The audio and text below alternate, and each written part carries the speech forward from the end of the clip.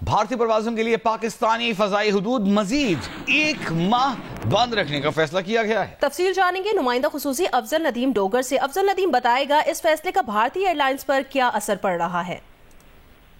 جو 1 مہینہ ابھی گزر رہا ہے، ختم ہونے والا ہے کل تک، اس میں تو کافی زیادہ نقصانات ہوئے ہیں۔ جو میں سمجھتا ہوں ایک سیدھا سادہ ایک ایسٹیمیٹ ہے، جو ایندھن کا جو اضافی ان کو خرچ پڑا ہے تقریباً 500 کروڑ روپے کا ہے پاکستانی روپیز میں، اگر ہم دیکھیں تو۔ اسی طریقے سے جو ان کے تمام ایئر لائن جو امرتسر، دہلی، احمد آباد، بنگلور، جے پور اور دیگر شہروں کی جو امریکہ، کینیڈا اور دیگر ممالک کے لیے جو پروازیں ہیں، جب ان کا دورانیہ بڑھ گیا ہے 2 گھنٹے، تو ان کو جو ہے سٹاپ اوور پڑا ہے، جو کہ ویانا انہوں نے اپنا اسٹیشن بنایا ہے، اس سٹاپ اوور کی مد میں اور ان کا جو وہاں پر اخراجات ہیں، لینڈنگ چارجز ہیں، کرو کی شفٹنگ ہوتی ہے، ہوٹل کا قیام، ریفیولنگ ہوتی ہے، ایئرپورٹ چارجز ہیں، ان کو ہم دیکھیں تو تقریباً 300 کروڑ یہ نقصانات ان کے ایسٹیمیٹ ہوئے ہیں۔ اور اسی طریقے سے ان کی جو فلائٹس کینسل ہوئی ہیں وسط ایشیا کی، ان کے اخراجات الگ ہیں۔ طویل دورانیے کی وجہ سے ان کا جو لوگوں نے سفر کرنا چھوڑ دیا ہے، انہوں نے پھر مختلف ایئر لائن کے ساتھ کانٹریکٹ کر کے کوڈ شیئرنگ کی ہے۔ تو اب آگے جو سچویشن بتا رہے ہیں کہ جو کل تک جو 1 مہینہ پورا ہو رہا ہے، اس کے بعد جو اگلی پابندی ان پہ لگ رہی ہے، کتنے عرصے کے لیے لگتی ہے وہ ایک الگ بات ہے، لیکن مزید نقصانات میں سمجھتا ہوں کہ اگر ماہانہ ہم اگر دیکھیں تو 800 کروڑ یا 8 ارب روپے ماہانہ بن سکتے ہیں، تو مزید اسی حساب سے ہوں گے۔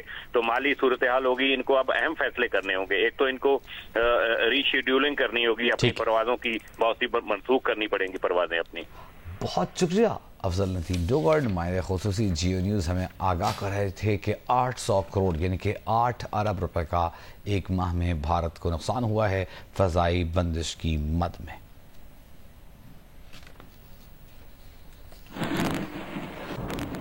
کرکٹ کی خبر شامل کریں۔ بنگلہ دیش کے خلاف 3 T20 میچز کی سیریز کے لیے پاکستان کے 16 رکنی اسکواڈ کا اعلان کر دیا۔ ٹیم کی قیادت سلمان علی آغا کریں گے، جبکہ پاکستانی اسکواڈ میں شاداب خان، ابرار احمد، فہیم اشرف، فخر زمان شامل ہیں۔ حارث رؤف، حسن علی، حسن نواز، حسین طلعت، محمد عرفان بھی ٹیم کا حصہ ہیں۔ خوش دل شاہ، محمد حارث، محمد وسیم جونیئر، نسیم شاہ بھی ٹیم میں شامل۔ صاحبزادہ فرحان اور سائم ایوب بھی پاکستانی اسکواڈ کا حصہ ہوں گے۔ سیریز کے تینوں میچز قذافی اسٹیڈیم میں کھیلے جائیں گے۔ میچز کے شیڈیول کا اعلان مقررہ وقت پر کیا جائے گا۔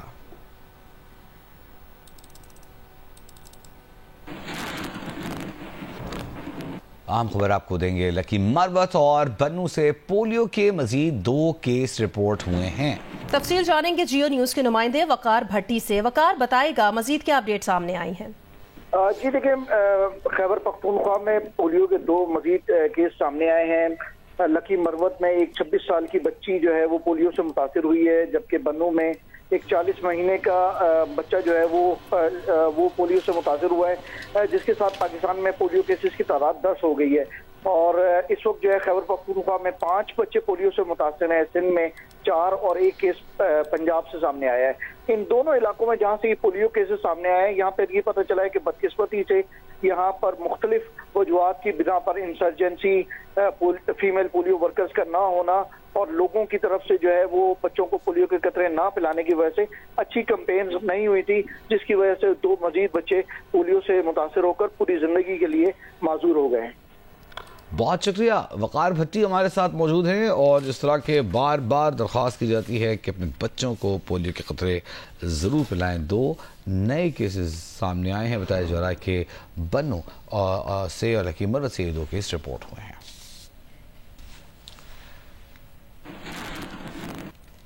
حکومت پاکستان نے army chief general Asim Munir کو ترقی دے کر فیلڈ مارشل بنا دیا۔ یہ اعزاز انہیں حالیہ پاک بھارت جھڑپوں میں دشمن کو شکست فاش دینے پر دیا گیا ہے۔ ترقی کا فیصلہ وفاقی کابینہ کے اجلاس میں کیا گیا۔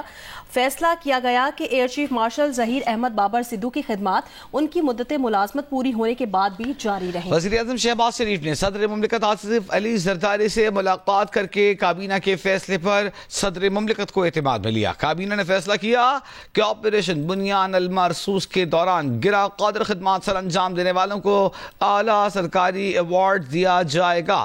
فیلڈ مارشل کا عہدہ ملنے پر عاصم منیر نے اللہ کا شکر ادا کیا، کہا کہ وہ یہ اعزاز پوری قوم افواج پاکستان خاص طور پر سول و ملٹری شہداء اور غازیوں کے نام کرتے ہیں۔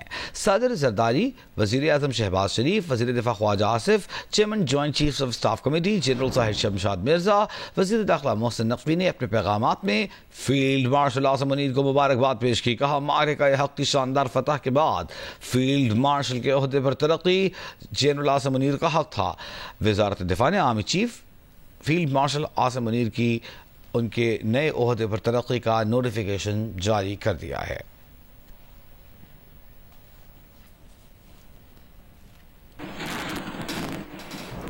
Field marshal general Syed Asim Munir army chief بننے سے پہلے D G I S I, corps commander Gujranwala اور ڈی جی ایم آئی سمیت کئی اہم عہدوں پر فائز رہ چکے ہیں۔ تفصیل دیکھیے اس رپورٹ میں۔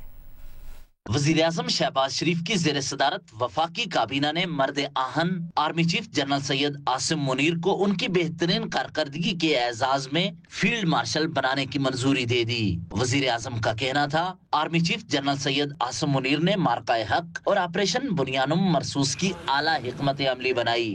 اپنی دلیرانہ قیادت سے ملک کی سلامتی کو یقینی بنا کر دشمن کو شکست فاش دی۔ مرد آہن سید عاصم منیر کا بطور سپہ سالار پیشہ ورانہ مہارت میں کوئی ثانی نہیں۔ ان کی شاندار عسکری قیادت، جرأت و بہادری اور پاکستان کی خود مختاری، علاقائی سالمیت کو یقینی بنانے کے حوالے سے اہم خدمات کے اعتراف میں انہیں فیلڈ مارشل کا عہدہ دیا گیا ہے۔ سید عاصم منیر نے اپریل 1986 میں پاک فوج میں 17 آفیسرز ٹریننگ کورس کے ذریعے کمیشن حاصل کیا۔ آفیسرز ٹریننگ سکول منگلہ سے تربیت مکمل کر کے پاک فوج میں شمولیت اختیار کی۔ فرنٹیئر فورس 23 بٹالین کا حصہ بنے۔ انہیں دوران تربیت بہترین کارکردگی پر اعزازی شمشیر سے نوازا گیا۔ وہ دوران سروس سعودی عرب میں بھی بطور لیفٹیننٹ کرنل تعینات رہے۔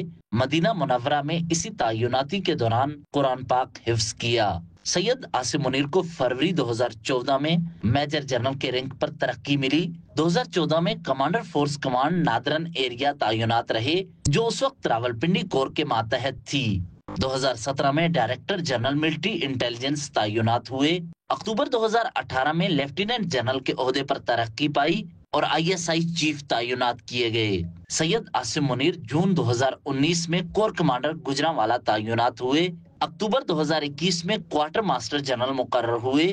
سید عاصم منیر کو 24 نومبر 2022 کو 4 سٹار جنرل آرمی چیف مقرر کیا گیا۔ سید عاصم منیر پہلے فیلڈ مارشل ہیں جو ایم آئی اور آئی ایس آئی دونوں خفیہ اداروں کی سربراہی کر چکے ہیں۔ ساتھی رپورٹر ایاز اکبر یوسف زئی کے ساتھ حیدر شرازی، جیو نیوز، اسلام آباد۔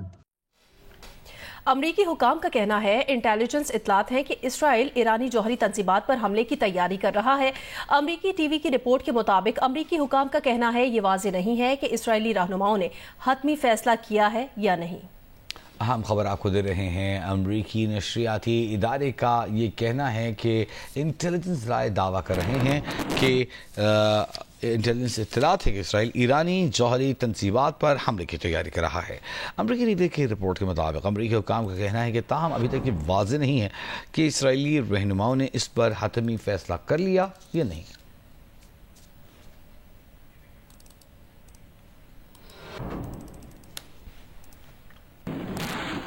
پاکستان کے ساتھ جنگ میں بھارت کے رفال طیارے گرانے پر نریندر مودی کی رفال ڈیل کا تنازع ایک بار پھر کھڑا ہو گیا ہے۔ فرانس سے رفال جنگی جہازوں کی خریداری کا معاہدہ حالیہ بھارتی تاریخ کا سب سے متنازع دفاعی سودا رہا۔ تفصیلات دیکھیے منزہ صدیقی کی رپورٹ میں۔ ابتدا میں اسے بھارتی فضائیہ کو جدید بنانے کی ایک اسٹریٹجک ضرورت قرار دیا گیا، مگر نریندر مودی کے دور میں یہ معاہدہ بدعنوانی اور اقربا پروری کی علامت بن گیا۔ 2016 میں بھارت نے فرانس سے 36 رافیل لڑاکا طیاروں کی خریداری کا معاہدہ کیا، جس کی مالیت $7.4 ارب تھی۔ इस मुआहदे का सबसे मुतनाज़ा पहलू अनिल अंबानी के रिलायंस ग्रुप को ऑफसेट पार्टनर के तौर पर मुंतखब करना था, जिसके तहत राफेल बनाने वाली फ्रांसीसी कंपनी डासू एविएशन को इस डील से हासिल होने वाली रकम का एक हिस्सा भारत के दिफाई शोबे में दोबारा लगाना था। रिलायंस को हवाबाजी की सनत में कोई तजर्बा नहीं था, लेकिन मोदी हुकूमत ने उसे रातों रात दिफाई शोबे में शामिल कर लिया। ये तनाज़ा 2019 के आम इंतखाबात से पहले ऑपोजिशन के लिए एक बड़ा इंतखाबी नारा बन गया। कांग्रेस रहनुमा राहुल गांधी ने पार्लियामेंट में और अवामी जलसों में बार बार वजीर आजम मोदी पर क्रोनी कैपिटलिज्म का इल्जाम लगाया कि उन्होंने बीजेपी से करीबी ताल्लुकात की वजह से अनिल अंबानी को ऑफसेट शराइत के जरिए फायदा पहुंचाया और सरकारी इदारे हिंदुस्तान एरोनॉटिक्स लिमिटेड को नजरअंदाज किया। एक और बड़ा तनाज़ा फी तैयारा कीमत थी। भारतीय हुकूमत के मुताबिक एक राफेल की कीमत तकरीबन 900 करोड़ रुपए है, लेकिन लीक होने वाले फ्रांसीसी दस्तावेजात के मुताबिक असल मुआहदे में कीमत काफी कम थी। 2018 में भारतीय सुप्रीम कोर्ट ने राफेल डील को चैलेंज करने वाली दरख्वास्तें मुस्तरद कर दी, मगर अदालत ने शफाफियत की कमी पर हुकूमत को तनकीद का निशाना बनाया। 2021 में फ्रांस ने भी इस मुतनाज़े सौदे की तहकीकात शुरू की।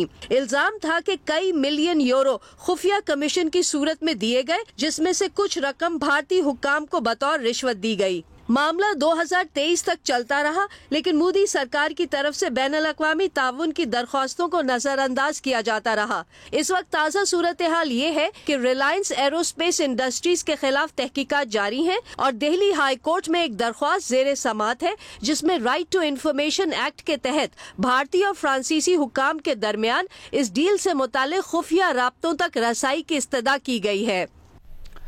21 मई को दुनिया भर में चाय का दिन मनाया जाता है। मुल्तान से आपको इस बारे में रिपोर्ट करेंगे जौदत नदीम। मुल्तान की गलियों, चौराहों और बाजारों में चाय सिर्फ एक मशरूब नहीं, बल्कि एक रिवायत, एक जायका और एक ताल्लुक का नाम है। चाहे सुबह का आगाज हो या शाम की थकन, चाय के बगैर बात मुकम्मल नहीं होती। इसीलिए चाय खानों पर रश कभी कम नहीं होता। दोस्तों के साथ आते हैं, गपशप भी हो जाती है, दिन की थकावट भी उतर जाती है और चाय भी पी लेते हैं। जब तक आप चाय नहीं पियो आपकी थकावट नहीं उतरते। चाय तो जी पार्ट है, ज़रूरी है।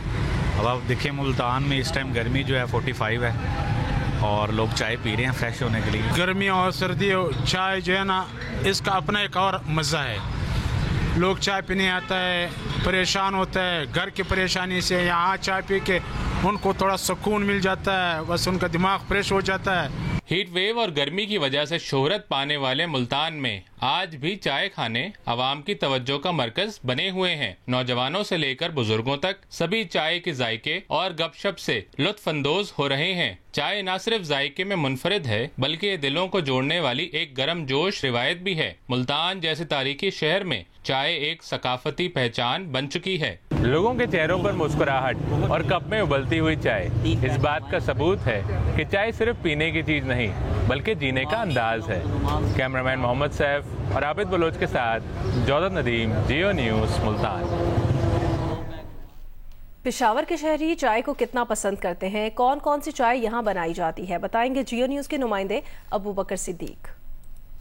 चाय का आज आलमी दिन मनाया जा रहा है और चाय का आलमी दिन हो और पेशावर का जिक्र ना हो तो ये तो पॉसिबल ही नहीं। पेशावर में चाय एक मकबूल तरीन मशरूब की शक्ल जो है वो इख्तियार कर चुकी है। इस वक्त मैं आपको एक होटल से रिपोर्ट कर रहा हूँ। नाश्ते का वक्त है और यहाँ पर हर टेबल पर आपको चाय का कप जो है वो देखने को मिलेगा। ये सिचुएशन जो है तो ये सिर्फ यहाँ की नहीं है, बल्कि पेशावर के जितने भी होटल्स हैं और इसके अलावा घरों में भी नाश्ता जो है वो चाय के बगैर जो है अधूरे। बेसिकली पेशावर में 3 अक़साम के चाय जो है वो पिए और पसंद किए जाते हैं और सुबह के वक्त ब्लैक टी जो है वो पसंद की जाती है, जबकि दिन के वक्त ग्रीन टी जो है वो लोग पीना पसंद करते हैं। जबकि साथ ही साथ जब शादी या दीगर जो तकरीबात हो तो उस दौरान जो है कश्मीरी चाय जो है वो पीना शहरी पसंद करते हैं। इसके अलावा जो है मुख्तलिफ जब तकरीबात हो या इवन कोई शहरियों की ऐसी गैदरिंग हो या इसके अलावा कोई जरगा वगैरह हो रहा हो तो चाय का होना जो جو ہے وہ انتہائی ضروری ہے. شہری تو چائے پینا پسند کرتے ہیں لیکن پشاور میں کوالٹی پر بھی شہریوں کے کچھ تحفظات ہیں. شہریوں کا بتانا ہے کہ چائے کی مختلف علاقوں میں بلکہ بیشتر جو علاقے ہیں وہاں پر لو کوالٹی کی چائے جو ہے وہ فروخت کی جاتی ہے جس پر شہریوں کو تحفظات ہیں اور انہوں نے مطالبہ کیا کہ حکومت جو ہے وہ اس معاملے کا خصوصی نوٹس لے. جی کراچی اور چائے لازم و ملزوم. ولید احمد رپورٹ کر رہے ہیں. کراچی کی سڑکیں چائے کے ہوٹلوں سے آباد. نہ وقت کی قید نہ موسم کی پرواہ. کوئی کڑک مانگتا ہے, کوئی دودھ پتی, کوئی سادہ, کوئی پورا کپ تو کوئی کٹ. لیکن چائے سب کا من بھاتا مشروب ہے. چائے کے وقت دوستوں کی محفل ہو یا خاندان کا ساتھ, یہ چائے کا کپ ہی ہے جو لمحوں کو خاص بنا دیتا ہے. ہوٹلوں پر رش, مسکراہٹیں اور گھنٹوں جاری رہنے والی گفتگو. کراچی والوں کی چائے سے محبت کا کوئی مول نہیں. چائے نہ پیئیں تو زندگی میں مزہ نہیں ہے. تو چائے تو لوگ یوں بھی پیتے کہ سر میں درد ہو, تھکان ہو تو چائے پیتے سر کا درد صحیح ہو جاتا ہے. چائے کے بغیر کوئی بھی جو ہے نا میٹنگ ادھوری ہے, اسی طرح چائے کے بغیر کوئی بھی محفل ادھوری ہے. جیسے ہمارے دوستوں کی محفل ہے, یہ بھی چائے کے بغیر ادھوری ہے. لیکن جہاں ذائقہ ہے وہاں سوال بھی ہے. کچھ لوگوں کا خیال ہے کہ ہوٹلوں کی چائے میں غیر معیاری دودھ یا کیمیکل زدہ پتی استعمال ہوتی ہے, اور یہ صرف افواہ نہیں. سندھ فوڈ اتھارٹی نے اپنی رپورٹ میں کراچی کے 100 سے زائد ہوٹلوں کی چائے کو غیر معیاری قرار دیا ہے. اس کے باوجود بیشتر شہری کہتے ہیں ذائقہ سب سے پہلے. اگر کراچی میں آپ چائے کو ریٹ کرتے ہیں تو 100 میں سے 100 نمبر جو ہے نا وہ چائے جو ہے نا ہم لوگ اس کو ریٹ کرتے ہیں. لندن کیا, امریکہ کیا اور پاکستان سے لوگ چائے پینے آتے ہیں. چائے وہ جہاز کے ذریعہ ہے, چائے والی ہیلی کاپٹر کے ذریعہ ہے, پر چائے ضرور پینے آتے ہیں. ہماری کسٹمر کا اپنا ریکوائرمنٹ ہم پورا کرتے ہیں. اگر کم پتی بولتے ہیں کم پتی دیتے, کڑک بولو کڑک کر کے دیتے, تیز بولو تیز کر کے دیتے. یہ الحمدللہ یہ اللہ کا احسان ہے, ہر جو ریکوائرمنٹ ہم پورا کر کے دے دیتے ہیں.